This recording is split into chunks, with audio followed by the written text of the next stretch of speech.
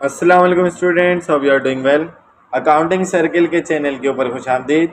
Student, जैसा कि आपको मालूम है कि हमारा जॉब ऑर्डर कॉस्टिंग सिस्टम का चैप्टर चल रहा था और आज हमारा इसका लेक्चर 24 है, जो कि Garrison Noreen Brewer edition 15 managerial accounting से हमने इसका क्वेश्चन लिया है। और ये है एक्सरसाइज 3.11, जिसके अंदर हम schedule of cost of goods manufactured और कॉस्ट ऑफ गुड्स सोल्ड और इनकम स्टेटमेंट को डिस्कस करने वाले हैं। तो जॉब ऑर्डर कॉस्टिंग के अंदर ये सवाल आया हुआ है इनकी बुक के अंदर। बेसिकली ये चैप्टर अगर बीकॉम के अंदर हम देखें तो अलग से ये क्वेश्चन आता है कॉस्ट ऑफ गुड्स मैन्युफैक्चर या मैन्युफैक्चरिंग कंसर्न के चैप्टर में। तो यूं समझें कि आपको मिलाकर भी इस तरीके से सवालात दिए जा सकते हैं, तो आपको कंफ्यूज होने की ज़रूरत नहीं है। आप मैन्युफैक्चरिंग कंसर्न के चैप्टर के लिए भी इस सवाल को प्रिपेयर कर सकते हैं और जॉब ऑर्डर कॉस्टिंग सिस्टम के लिए भी इसको प्रिपेयर कर सकते हैं। सो वीडियो पूरी देखने से पहले मेरे चैनल को सब्सक्राइब करें और वीडियो को ज़्यादा से ज़्यादा शेयर करें।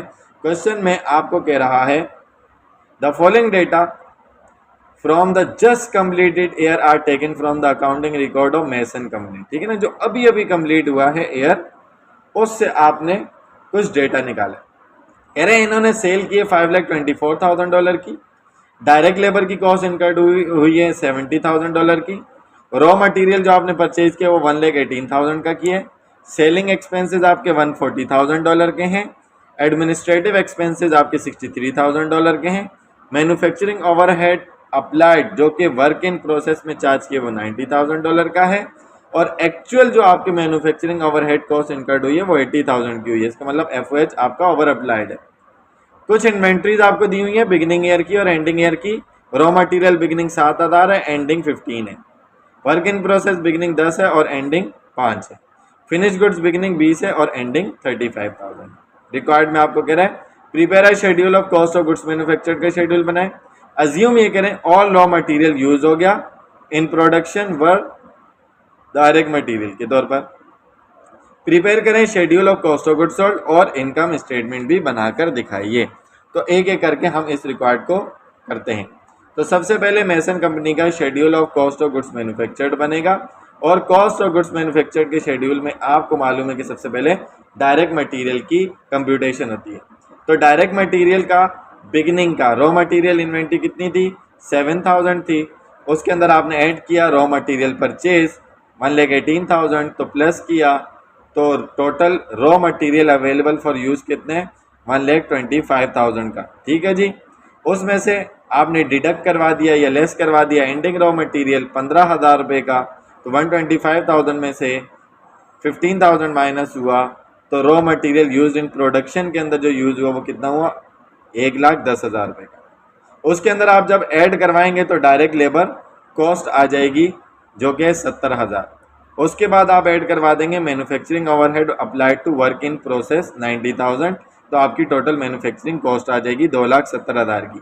या आप ये भी कर सकते हैं कि रॉ मटेरियल के अंदर डायरेक्ट लेबर ऐड करवाएं तो 180 आ जाएगा। 180 को आप प्राइम कॉस्ट का नाम दे दें और उसके बाद आप मैन्युफैक्चरिंग ओवरहेड को ऐड करके प्राइम कॉस्ट में टोटल मैन्युफैक्चरिंग कॉस्ट कर सकते हैं, या इन तीनों को भी एक साथ ऐड कर सकते हैं, तो आपको कोई मसला नहीं है, गलत नहीं होगा।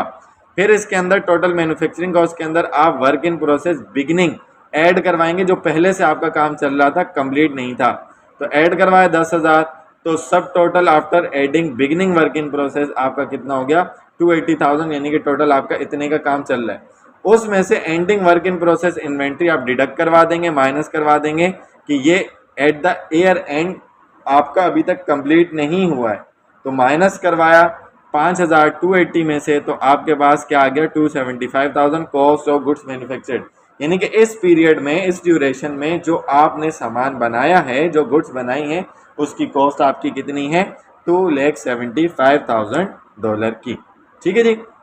उसके बाद आपके पास शेड्यूल बनेगा कॉस्ट ऑफ गुड्स सोल्ड का, मेसन कंपनी का, रिक्वायर्ड टू। तो इसमें सबसे पहले आप क्या लेंगे? फिनिश गुड्स इन्वेंट्री बिगिनिंग, पहले से बना बनाया माल कितना था? 20,000 का। उसमें आप ऐड करवा देंगे कॉस्ट ऑफ गुड्स मैन्युफैक्चर के इस साल कितने का बनाया? 275 का। ऐड करवाया तो गुड्स अवेलेबल फॉर सेल कितनी आ गई? 295,000। क्या सारी बिक गई? नहीं। वो कह रहे फिनिश गुड्स इन्वेंट्री एंडिंग में बच गई थी 35,000 की, वो आपने डिडक्ट या लेस करवाई तो आपकी unadjusted cost of good sold कितनी आ गई 260,000 की। क्यों? क्योंकि आपका जो ओवरहेड अप्लाइड कॉस्ट था मैंने आपको पीछे भी बता दिया था, या नीचे वर्किंग भी शो करवाई हुई है। एक्चुअल मैन्युफैक्चरिंग ओवरहेड कॉस्ट कितना था? 80,000 था, जबकि आपने अप्लाई किया था 90,000, जिसकी वजह से 10,000 ज़्यादा अप्लाई हो गया था और आपकी cost of good sold increase हो गई थी ज़्यादा अप्लाई होने की वजह से। तो उस ओवरहेड अप्लाइड को आप क्या करवाएंगे? Unadjusted cost of good sold में से माइनस करवा देंगे। तो आपकी adjusted cost of good sold कितनी आ जाएगी? $250,000 की आ जाएगी। बी कॉम के अंदर एडीसी बी कॉम के पास पेपर के अंदर इस तरीके की कंडीशन आपकी पूछी जा चुकी है, तो इस सवाल को इसलिए अच्छे तरीके से आपने प्रिपेयर करना है। ठीक है जी। उसके बाद लास्ट रिक्वायरमेंट में उसने आपसे कहा आप इनकम स्टेटमेंट बनाकर दिखा दें, Mason company income statement. Sales आपने की थी $5,24,000 की, उसमें से आप कॉस्ट ऑफ गुड सोल्ड जो एडजस्टेड थी 250,000 की माइनस करवा देंगे। ग्रॉस मार्जिन या ग्रॉस प्रॉफिट आपका 274,000 का आ गया, उसमें से आप सेलिंग और एडमिनिस्ट्रेटिव एक्सपेंसेस माइनस करवा दें।